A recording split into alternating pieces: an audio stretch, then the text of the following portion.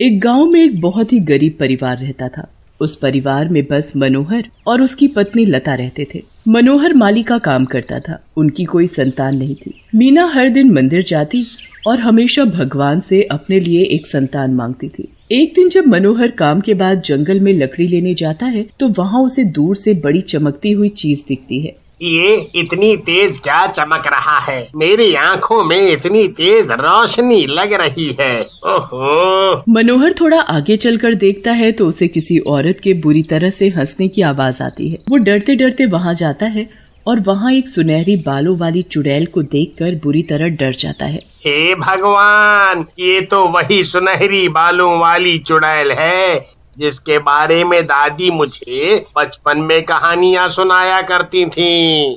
मनोहर जल्दी से घर जाकर लता को सारी बात बताता है। लता भी सुनकर हैरान हो जाती है। पर दादी ने मुझे एक दिन ये भी बताया था कि अगर उस चुड़ैल के सुनहरे बाल जादुई हैं और किसी को अगर वो बाल मिल जाए तो वो उसकी शक्ति से कुछ भी मांग सकता है। हाँ, सुना तो मैंने भी ऐसा ही था। अजी, मुझे तो पूरा यकीन है कि दादी की बात सच है। मैं तो सोच रही हूँ कि कैसे भी अगर उस चुड़ैल के बाल हमें मिल जाएं तो हमारी सारी गरीबी दूर हो जाएगी और सबसे ज्यादा तो हमें एक बच्चे की जरूरत है। इतने ख्वाब मत देखो लता। हाँ, देखो जी, आप तो चुप ही रहो। मैं तो उस चुड़ैल के बाल लेकर ही रहूंगी।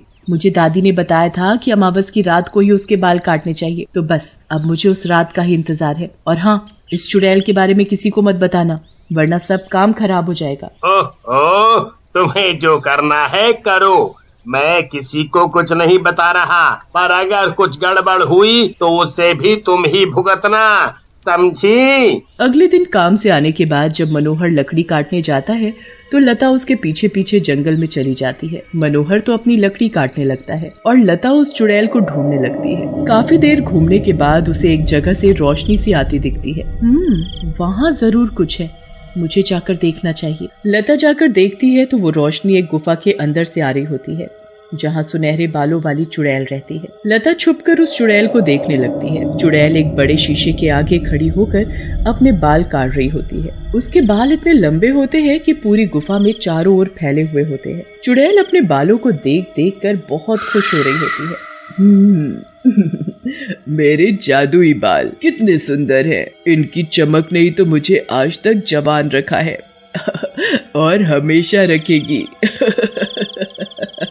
चुड़ैल जब अपने आप को शीशे में देखकर खुश हो रही होती है तो अचानक लता की नजर वहां पर पड़ी कुछ लाशों पर जाती है जो बिल्कुल ऐसे सूखी पड़ी होती हैं जैसे उनके शरीर से सारा खून चूस लिया गया हो। लता का ये सब देखकर बड़ा दिमाग खराब होता है। वो इतना डर जाती है कि तुरंत वहां से अपने घर भागती है। लता के पड़ोस में काफी भीड़ हो रही होती है जिसे देखकर लता वहीं रुक जाती है। अरे शीला, यहाँ इतनी भीड़ क्यों हो रही है और ये कालू की बीवी इतना रो क्यों रही है? अरे कल रात से कालू का कुछ अता पता नहीं है। रात को यहीं घर के आंगन में सो रहा था पर सुबह वो वहाँ नहीं था। समझ नहीं आ रहा कि वो कहाँ चला गया।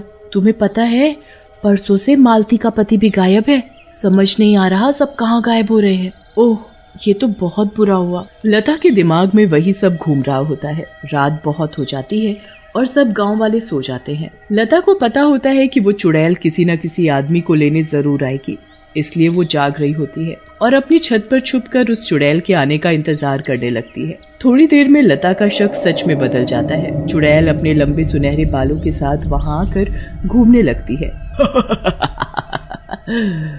आज मैं किसको लेकर जाऊं?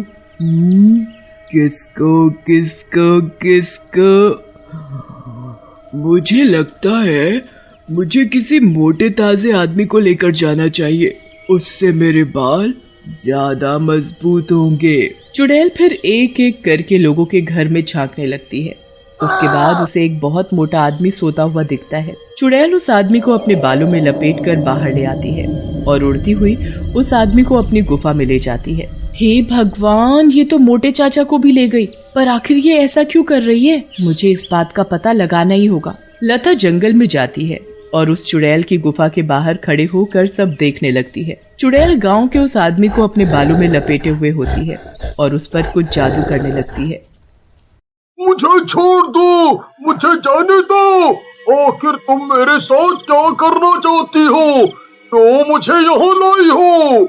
मैं तुझे इसलिए यहाँ लाई हूँ ताकि तुझे निचोड़कर तेरे खून को अपने बालों में लगाऊं और अपने बालों की चमक और जादुई शक्तियां बरकरार रख सकूं।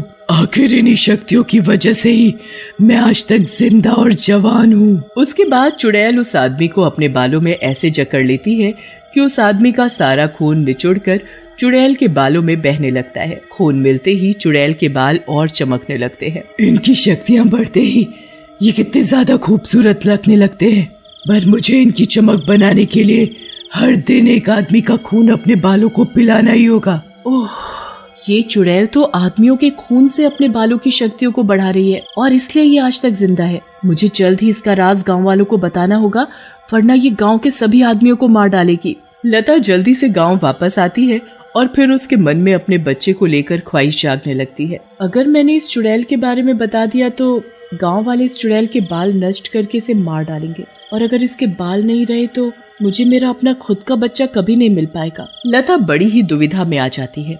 वो सोचती है कि या तो वो गांव वालों को चुड़ैल का सच बताकर उनकी जान बचा ले या खुद उस चुड़ैल के बाल ले ले।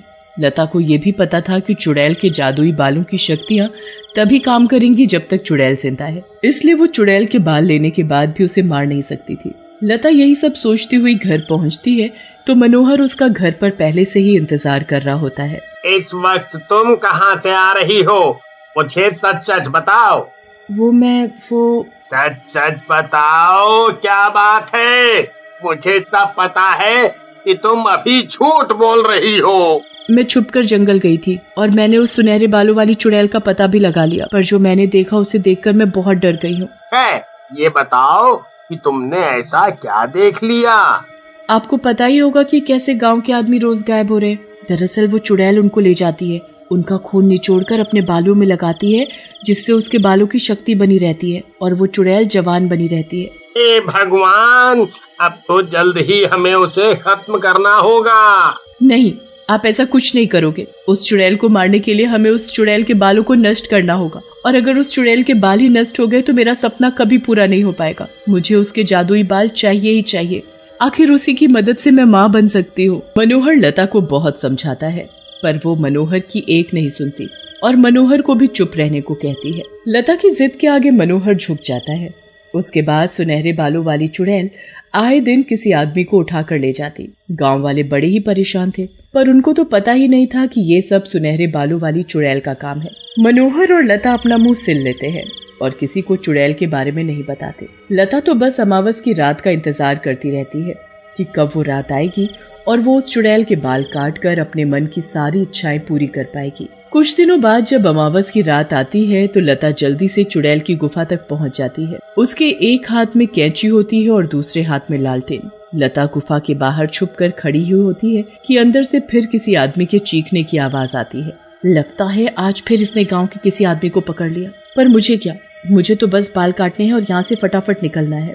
लता जैसे ही छुपकर गुफा के अंदर जाने लगती है तो उसकी आंखें फटी की फटी रह जाती हैं। चुड़ैल तो उस रात उसी के पति मनोहर को अपने बालों में लपेटे हुए होती है। आज तो तेरी बारी है, आज मैं तेरे खून से अपने बालों की शक्ति बढ़ाऊंगी। ओह, ये तो मेरे ही पति है, अब मैं क्या करूं? इनको कैसे बचाऊं? बचाओ, मुझे कोई तो बचाओ, अरे बचाओ। लता को कुछ समझ नहीं आ रहा होता कि वो अपने पति को कैसे बचाए। मनोहर की जान बस निकलने ही वाली होती है कि लता जल्दी से लालटेन चुड़ैल के बालों पर फेंक देती है, जिससे चुड़ैल के सुनहरे बालों में आग लग जाती है। अरे अरे, ये क्या हो गया? मेरे बाल, पानी कहाँ है, पानी कहाँ है? मैं ये आग कैसे बुझाऊं? चुड़ैल पागलों की तरह चिल्लाने लगती है और इधर उधर पानी के लिए भागने लगती है, पर उसे कहीं पानी नहीं दिखता।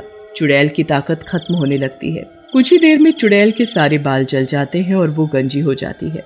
गंजी होने के बाद जैसे ही चुड़ैल अपना चेहरा शीशे में देखती है तो वो ये बर्दाश्त ही नहीं कर पाती और उस शीशे में ही समा जाती है। तुमने मुझे बचा लिया लता, वरना तो मैं आज मर ही जाता।